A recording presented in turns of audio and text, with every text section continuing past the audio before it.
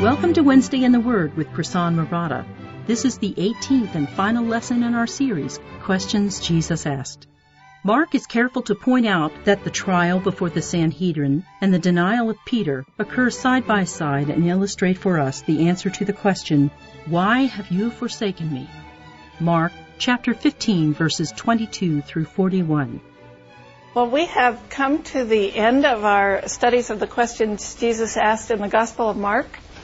And this Wednesday in the Word is not over. So we're going to keep meeting, but we're done. This is our last day in Mark. So make sure you come back next week. For those of you who are new, what we've been doing is going through the Gospel of Mark, looking at the places where Jesus asked a question. And we've reached the end of the story. We've reached the resurrection and the crucifixion. So it's the climax. It's the whole point we've been building to. And we're going to cover a lot of ground today. So I'm actually going to jump right in. A couple weeks ago, we left the story at the point Jesus had been arrested in the Garden of Gethsemane. And the soldiers had led him to the high priest. And Mark doesn't record his appearance before Annas, the father-in-law of the high priest, but he moves directly into the courtyard of Caiaphas, who's the current high priest. And I think part of the reason is he wanted to make sure we understood these two situations that occurred side by side, which is the trial before the Sanhedrin and the denial of Peter. And those two things, the contrast between them illustrate the answer to our question, because the question we're going to look at today is the one Jesus asks from the cross, where he quotes Psalm 22 and says, my God, why have you forsaken me? So I'm actually going to backtrack into Mark 14 to pick up those two stories because I think they're going to illustrate the answer for us. So I promise we will get to the question, but we're going to start back in Mark chapter 14 and look at verse 53. And they led Jesus to the high priest, and all the chief priests and the elders and the scribes came together. And Peter had followed him at a distance, right into the courtyard of the high priest, and he was sitting with the guards and warming himself at the fire. So this is where Mark sets the scene for us. Jesus is in the inner room with the Sanhedrin, and the Sanhedrin was the council of the chief priests, the scribes, and the elders. There were 70 members of the Sanhedrin, plus they would have had assorted helpers and advisors.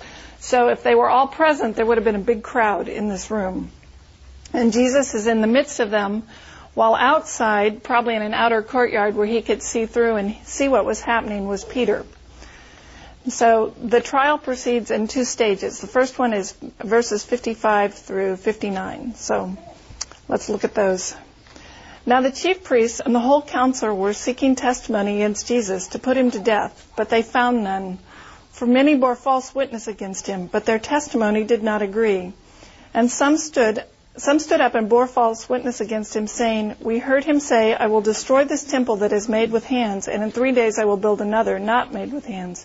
Yet even about this, their testimony did not agree.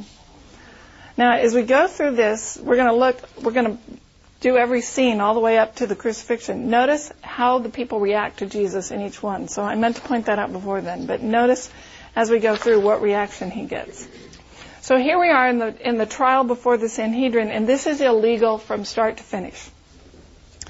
If you notice, the very first thing Mark tells us is they were seeking testimony against Jesus to put him to death. So they've already decided what the verdict is. The trial hasn't even started yet, but they've already determined what the outcome's going to be. So that's the first thing that makes it illegal. The second thing is that it was held at night, and Jewish law required all criminal trials to be held during the daytime. So it was not right for them to be meeting at night. The third thing that was wrong about it is it's in the wrong place. There was a council meeting or a hall that was set aside for the Sanhedrin, and only meetings in that hall were valid. So if the Sanhedrin met elsewhere, it wasn't considered a legitimate meeting. And here they are, Mark tells us they're in the residence of the high priest. So, again, this is not a valid trial. It's at night when it should be at the daytime, and it's not in the right place. And the fourth thing they do wrong is Jewish law forbid them to reach a verdict on the same day the trial was held. They had to wait at least overnight before they could render a verdict. And you'll notice at the very end of the trial, they render a verdict. So Everything was wrong. They had the outcome determined before it started. It was held at night when it was required to be held in the daytime. It was not held in the right place, and they reach a verdict immediately, all of which was against their law. So despite all this law breaking, you'd think they'd have the deck stacked in their favor. It's not going well because the witnesses don't agree. As each one gives their testimony, Mark doesn't tell us what was said, but it's obvious they were either lying or they hadn't been there, or something about their testimony is wrong because they all conflict with each other. And of course, these were the best witnesses money could buy, so probably. So their case is falling apart, and it doesn't look like they have any grounds to condemn Jesus. And at this point, the high priest probably realized what was going on, so he does something else illegal. He forces Jesus to testify against himself. So look at verses 60 and 61. And the high priest stood up in the midst and asked Jesus, "Have you no answer to make? What is it these men testify against you?" But he remained silent and made no answer. So I suspect Jesus realized that the evidence against him was so weak that it really didn't require a defense. So he makes no effort to defend himself. And the high priest is stunned by this. And so he breaks the law again. He puts Jesus under oath and forces him to testify. And that's actually recorded for us in Matthew. In Matthew 26:63, Matthew says, "The priest said, 'I adjure you by the living God, are you the Son of Christ?'" Where Mark just has the question in verse 61. Again, the high priest asked him, "Are you the Christ, the Son of the Blessed?" But by saying, "I adjure you by the living God," that's the equivalent of our, put your hand on the Bible and raise your right hand and say, "I swear to tell the whole truth and nothing but the truth." He has put him under oath at that point and required him to answer. And you can't do that in Jewish law. You can't force a witness to testify against themselves, which is essentially what the high priest is doing. So again, for him to ask Jesus and force him to, the first asking was wrong because you can't compel a witness to testify, and then to place him under oath and make him testify is also entirely illegal. A judge can't require him to do that. So Jesus does answer him. Now, of course, what he's really asking is, are you the Messiah? Are you the one the Old Testament predicts? Are you the Son of God? It's a direct question, and he puts Jesus under oath to answer it, and Jesus responds in the next verse, "I am." So in verse 62, "And Jesus said, 'I am, and you will see the Son of Man seated at the right hand of power and coming with the clouds of heaven.' And the high priest tore his garments and said, 'What further witnesses do we need? You've heard his blasphemy. What's your decision?' And they all condemned him as deserving death.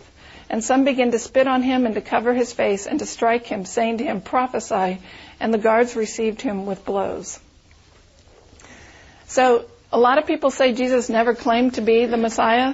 I think we've looked at this as we looked through the gospel. He did claim that by taking the title, the Son of Man, for himself. And here you have a direct question and a direct answer. The priest asks him, "Are you the Messiah? Are you the one we've waited for?" He's under oath. He says, "Yes, I am." So we do, if nowhere else, we've at least got this claim. Now, the priest responds to that with tearing his garments, which was the accepted response to blasphemy, but I think in this case it's hypocritical, because this is what he wanted Jesus to say. He wanted Jesus to respond, because then he could convict him of blasphemy, and they would have grounds to put him to death, because blasphemy was punishable by death. So I think his actions of tearing his garments are just for show. It's hypocritical. So they immediately reach their verdict, and they begin to spit on him, cover his face, and strike him, saying, "Prophesy." That's highly unusual. This is the judge and the jury. They're supposed to be impartial. So the fact that upon the verdict being reached, they vent this rage and this anger is really unusual. It's not something that should have normally happened. Even the guards then are beating him. Now, look at the second scene. These are the ones that Mark put side by side. He takes us now to Peter, who's outside the court. So I'm in chapter 14, verse 66. "And as Peter was below in the courtyard, one of the servant girls of the high priest came, and seeing Peter warming himself, she looked at him and said, 'You also were with the Nazarene Jesus.' But he denied it, saying, 'I neither know nor understand what you mean.' And he went out into the gateway, and the rooster crowed. And the servant girl saw him and began again to say to the bystanders, "This man is one of them." But again he denied it. And after a little while the bystanders again said to Peter, "Certainly you are one of them, for you are a Galilean." But he began to invoke a curse on himself and to swear, "I do not know this man of whom you speak." And immediately the rooster crowed a second time. And Peter remembered how Jesus had said to him, "Before the rooster crows twice, you will deny me 3 times." And he broke down and wept. Now, a couple of weeks ago, we looked at the scene where Peter vows he'd never deny the Lord. He says, everyone else is made of different stuff, but I won't deny you. And he courageously vows he's going to remain faithful to the end. Then we saw him in the Garden of Gethsemane, in another act of courage. He's the one who draws his sword in an attempt to defend Jesus. And he ends up lopping off the servant's ear, which Jesus heals. And now we still see him. I think actually his courage has not yet failed him, because he's followed Jesus into the courtyard, and that was a dangerous thing to do. I mean, he is sitting at the fire warming his hands with the very people that arrested Jesus. And he was in terrible danger. So that was an act of bravery for him to follow him into the high priest. So we've seen this bravery carry him through, but now here we are when the rubber meets the road and his courage melts away, it fails him. So the woman who let him in the door, she's a servant of the high priest, she recognizes him and she says, "You're one of them, aren't you?" And he immediately says no. Now John tells us there was another disciple present, and people are divided as to who that was. Some commentators think it was John himself who was present. Others think it was Mark, and that we don't really know. I tend to lean toward Mark, but I'm not sure there's a real good way to judge. And I'll tell you why. Some commentators have suggested that Mark was the rich young ruler, and it fits what we know about him.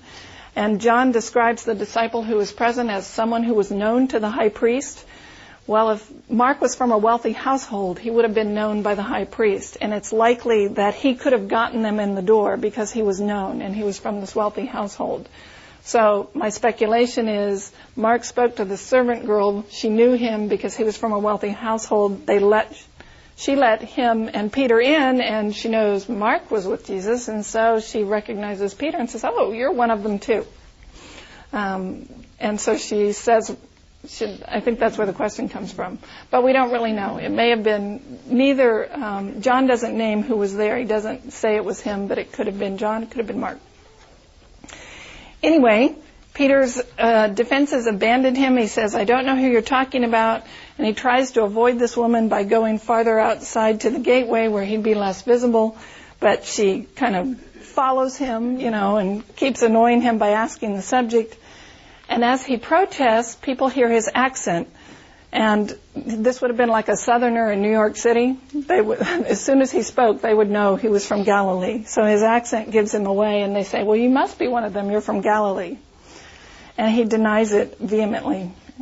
Now, it says he cursed. That doesn't mean he was swearing like 4-letter words. It means he took an oath.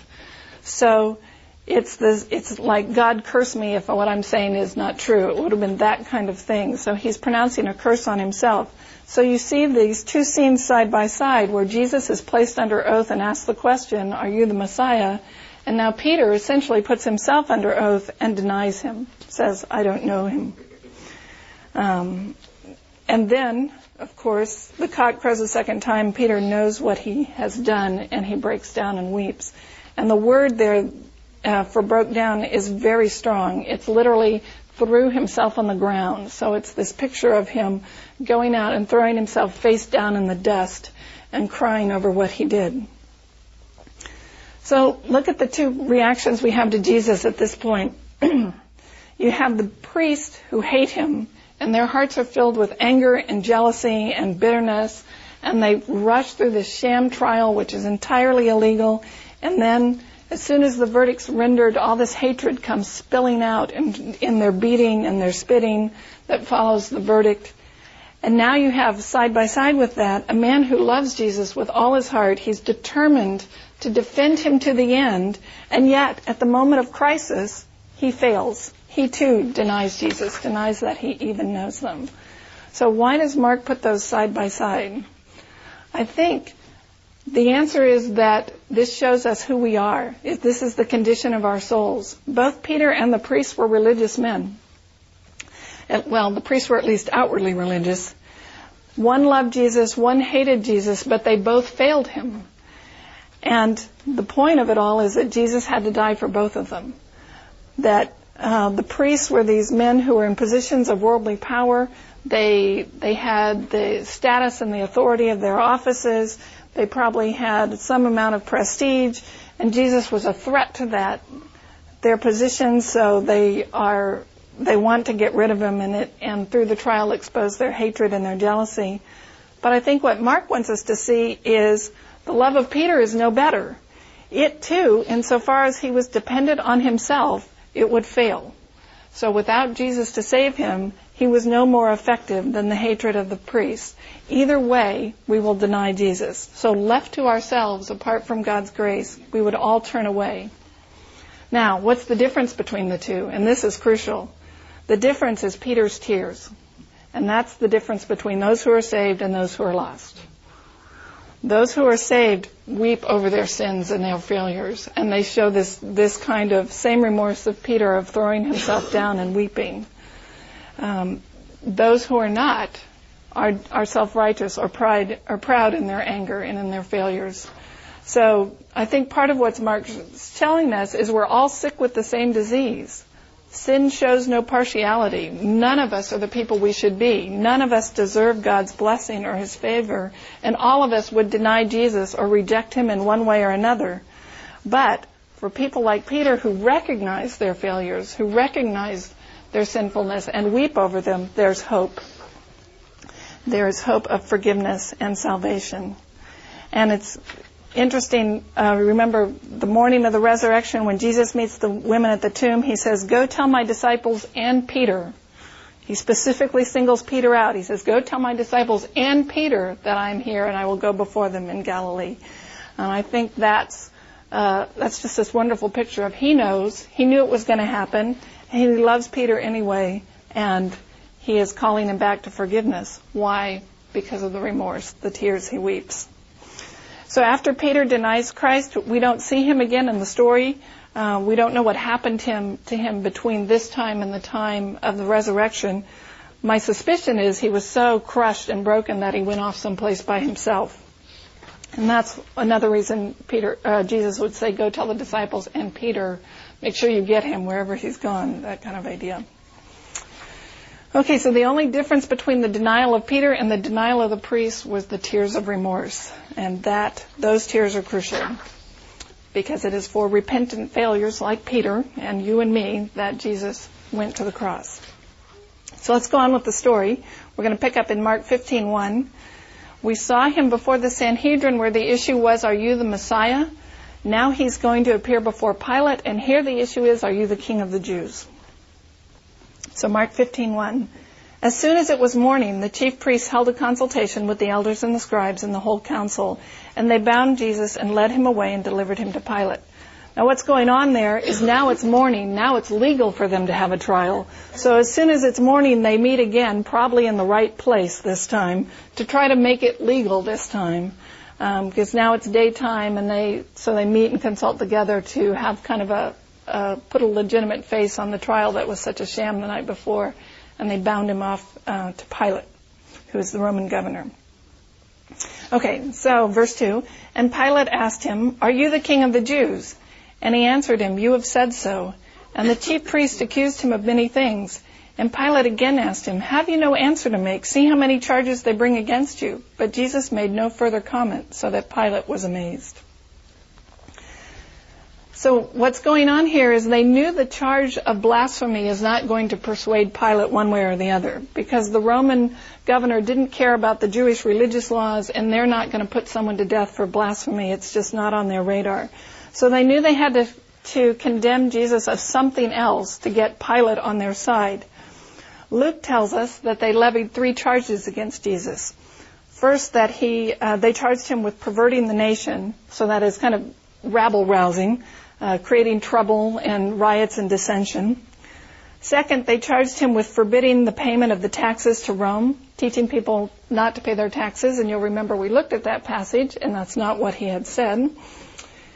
And then the third charge they levied against him was that he wanted to be king instead of Caesar. And that's the one Pilate picks up on. So he says, "Are you the king of the Jews?" Basically, is this treason? Are you trying to overthrow Rome? Now, Jesus' answer has puzzled a lot of people. I have to admit it's confusing. He says, "You have said so," or it could be translated, "so you say." And it's neither an affirmation nor a denial. And commentators have speculated on why did he give that kind of an answer. Why didn't he say yes or no straight out instead of a "so you say"? And I'm not sure, but I think the answer comes from what John tells us in his gospel, in his account of this. This is in John 18. He has Jesus giving the same kind of answer, and then he goes on to say, "My kingship is not of this world. If my kingship were of this world, my servants would fight." And it's probably a passage you're familiar with. So I think what he's saying to Pilate is, by your way of thinking I am, but I am not here to overthrow Rome. My kingship is not the kind of kingship that yours is. So I think he's making clear to Pilate, I'm not a threat to you. I'm not here to start a revolution against Rome. And that's why he goes on to say, my kingship is not of this world. And I think if you read between the lines, you can see that that's how Pilate takes it, and that's how the priest takes it, because the priests immediately start accusing him of other things. They realize, okay, Pilate picked up on this last charge that he's the king of the Jews. We don't have any evidence of that, so we've got to come up with something else to accuse him of, because their case is beginning to fall apart. So they heap on all these other accusations to try to get Pilate to condemn him. And he just stands there. And Pilate is amazed at that. He encourages him to answer, and Jesus will not. And I think that's when he says, "Have you no answer to make? See how many charges they bring against you." The question is, what's going on here? And why is Pilate marveling that he remains silent? I think what's going on is Pilate knows at this point Jesus is innocent, and he is seeking some way to let him go. If you read on down in verse 10, it says Pilate perceived that it was out of envy that the chief priests had delivered him up. So I think that gives us a clue that Pilate knows that Jesus is accused of nothing. He's accused of everything and not guilty of nothing. And if Jesus had replied and given Pilate an excuse or a reason to let him go, Pilate would have let him go. I think the text suggests that Pilate's sympathy at this point is with Jesus and not with the priests. And so he's encouraging him, make a defense. Any defense will do. The charges against you are so weak. They're trying to railroad you. Defend yourself and I can let you go. And Jesus refuses to cooperate. Now, why? Because I think at this point it would have been possible for Jesus to save himself from the cross. Had he made a defense, Pilate might have let him go. It seems to suggest, especially if you read all the Gospels together, that at least at this point, Pilate's sympathies are with Jesus.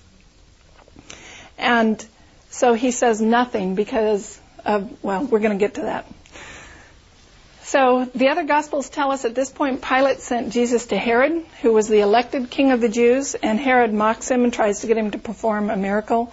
Mark doesn't record any of that. But before Herod, Jesus also remains silent. And Herod sends Jesus back to Pilate, and that's where we pick up in verse 6. So I think what's going on now is, in verse 6, is probably after the visit to Herod.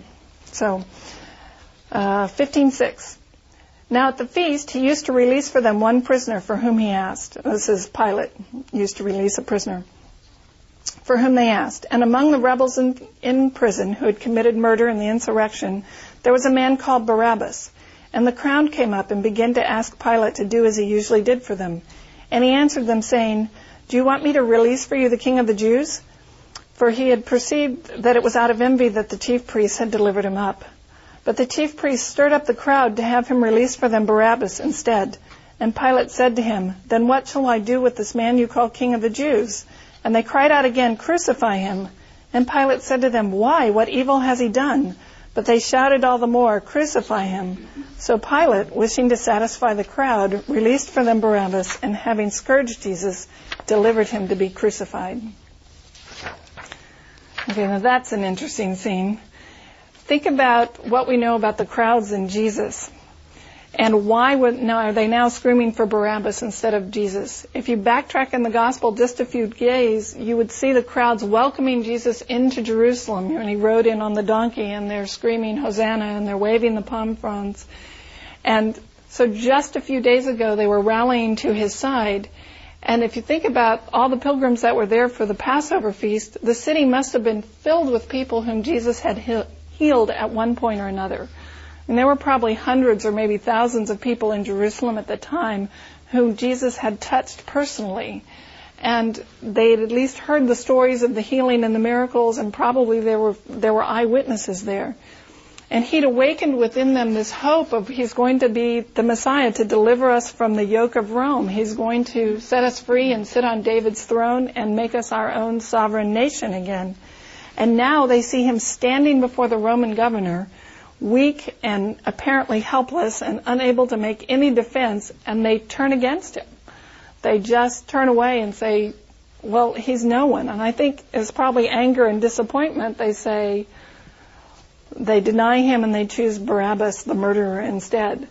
So you've got the priest hating him, you've got one of his own disciples denying him, you have the crowds now turning against him, and they're calling for his death. So when Pilate says, what shall I do with Jesus, the King of the Jews? And they say, crucify him. I think Pilate's somewhat aghast at that, because his answer is, what evil has he done?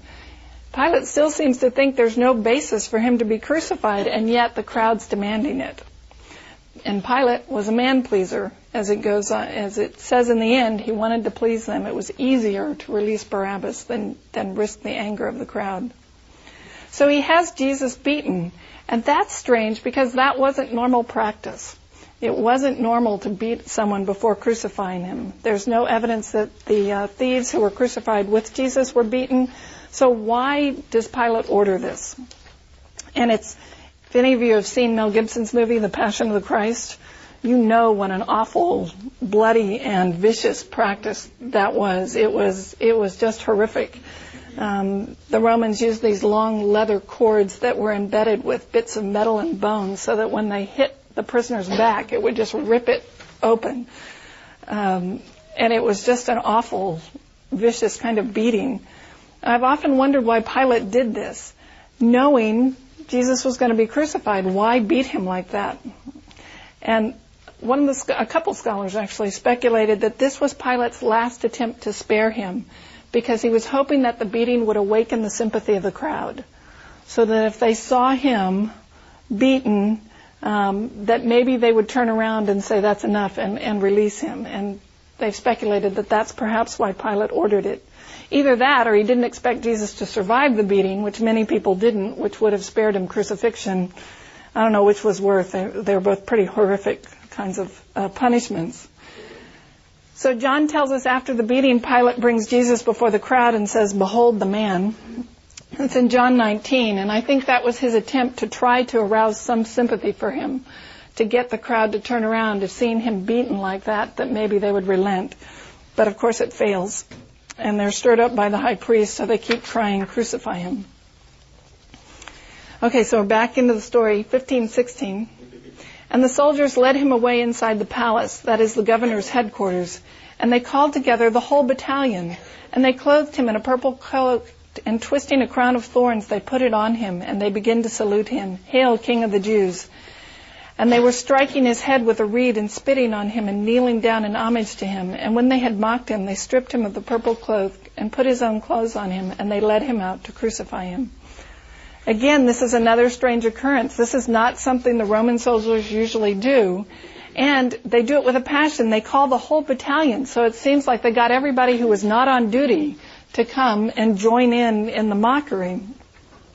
And it's a strange thing for them to do, because from what we know of Roman soldiers, these were, very rough, kind of battle-hardened soldiers. They were used to carrying out gruesome orders and fighting in this vicious hand-to-hand combat. So, they could callously kind of take a man out and nail him to a cross and then go have breakfast.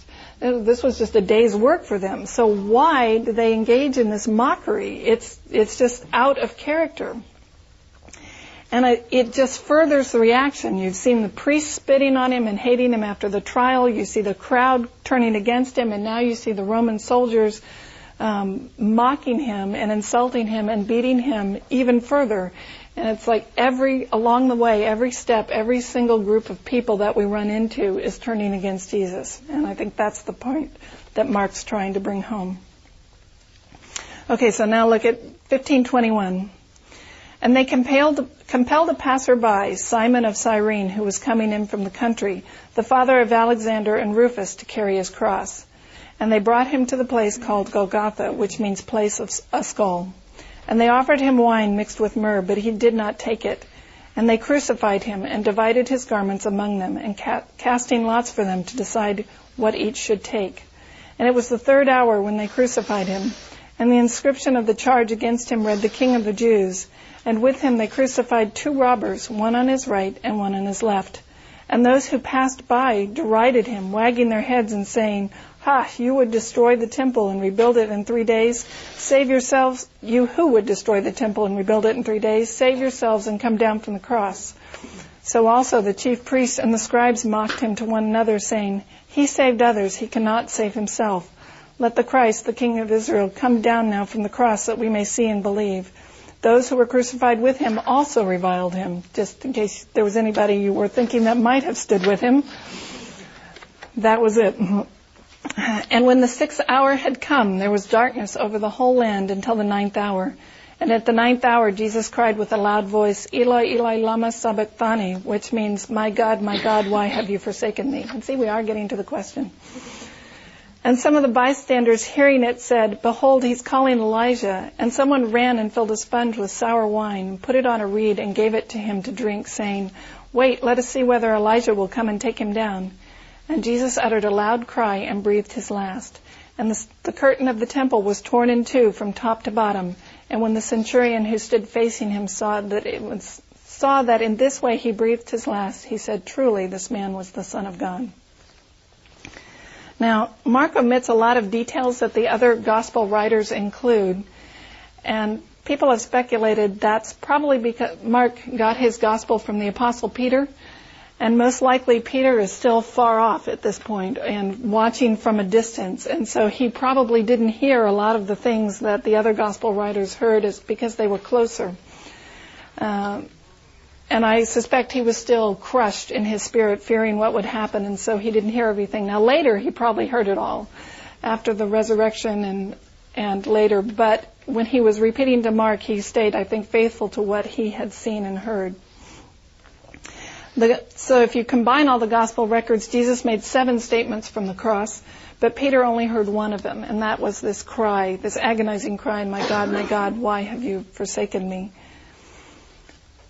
In Mark's account of this, his story is relentlessly hard. I mean, it's kind of the stark details as you go through it, but if you look at each step of the way, all the people that are denying Jesus and spitting him and beating him, it just builds into this, just this really hard and brutal death.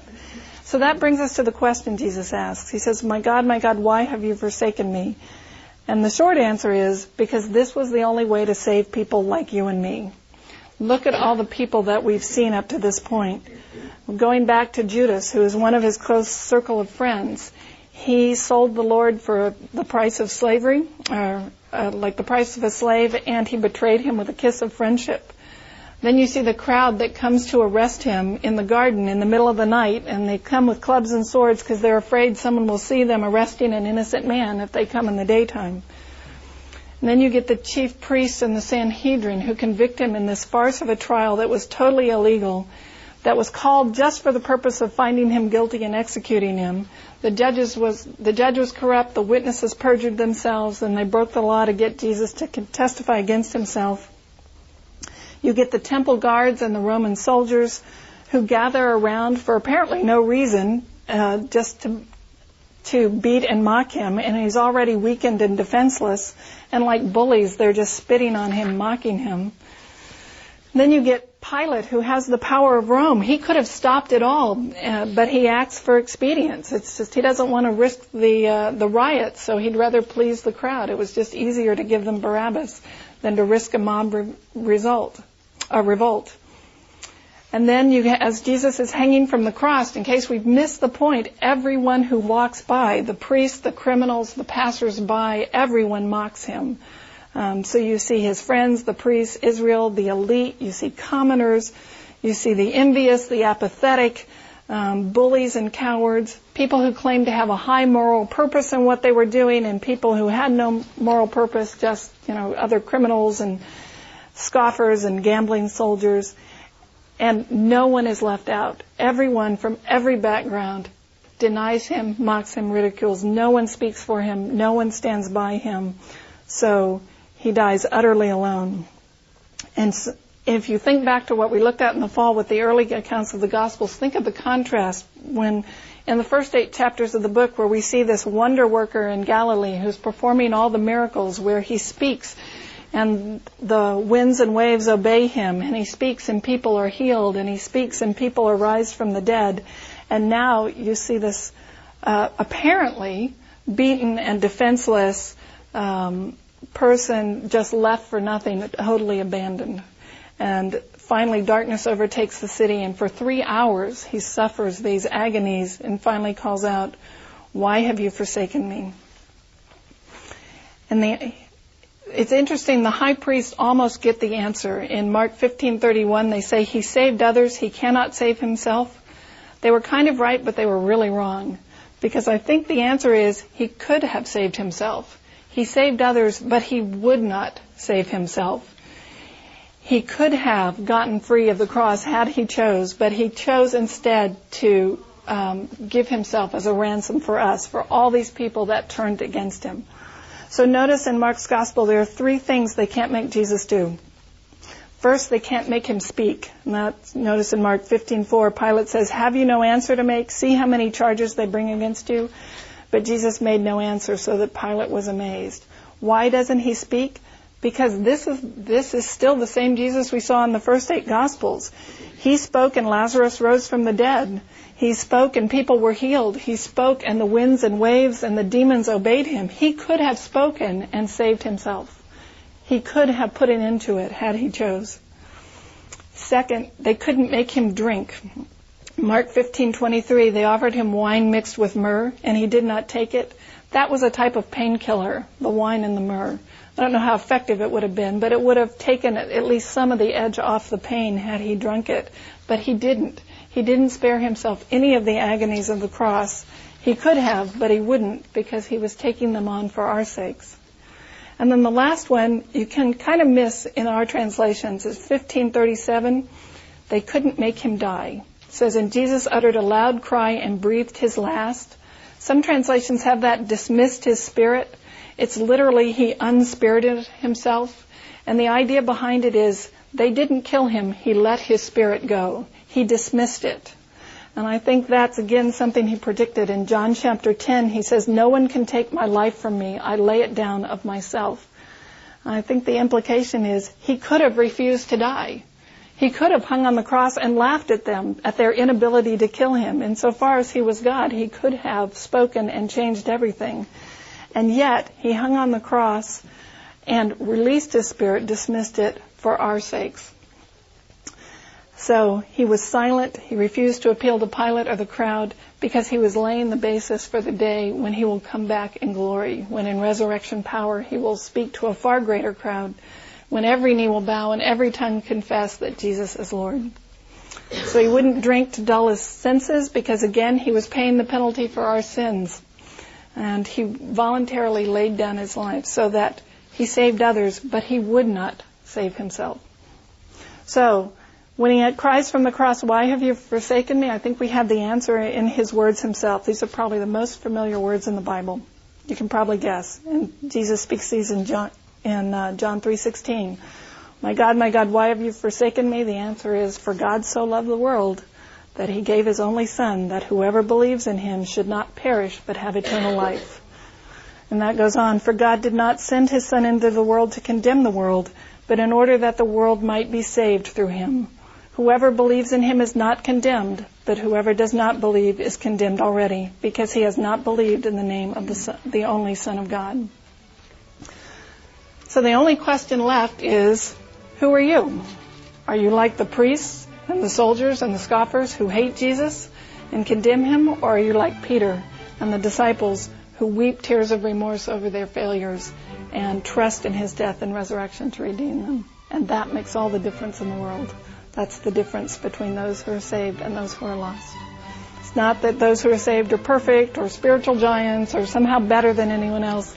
The difference is they recognize their need for the Savior. Thank you for joining us at Wednesday in the Word with Prasann Maratha. We hope you have enjoyed our study together and grown closer to the Lord. Please let us know if you have any questions about this study. We are on the internet at WednesdayInTheWord.com, where you will find this and other Bible studies. We hope you'll join us again soon.